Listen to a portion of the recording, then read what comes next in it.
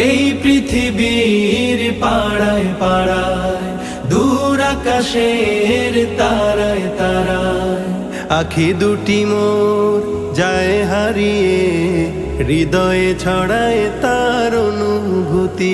আমি তোমাকে খুঁজি, আমি তোমাকে দেখি, আমি তোমার প্রেমের কবিতা লিখি।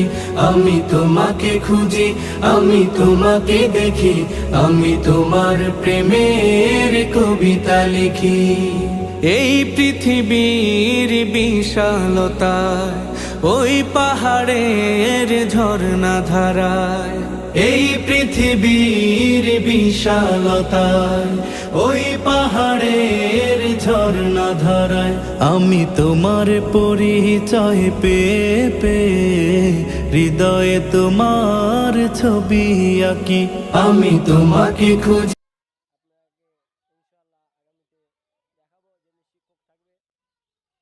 তো আপনারা দোয়া করবেন যেন আমরা এই মাদ্রাসায় পড়াশোনা ভালো করতে পারি, এই মাদ্রাসায় আমাদের শিক্ষক যেন ভালো করে পড়াতে পারে, আমাদেরকে আমাদেরকে ইসলামী জ্ঞান শিক্ষার দেয়, খুব ভালো করে দেয়।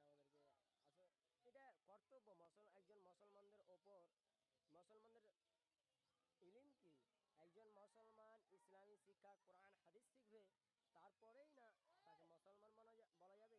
তো ওই একজন জন্ম দিয়ে দিল, আর বাবা মা ওকে জন্ম দিয়ে দিল, দোয়া জানে না, মুসলমান হওয়ার দোয়া জানে না, ইসলাম কবুল করেনি, তো কেমন করে তাকে মুসলমান বলা যাবে? তার জন্য একজন মা বাবার কর্তব্য একজন ছেলেকে মাদ্রাসায় পড়া এবং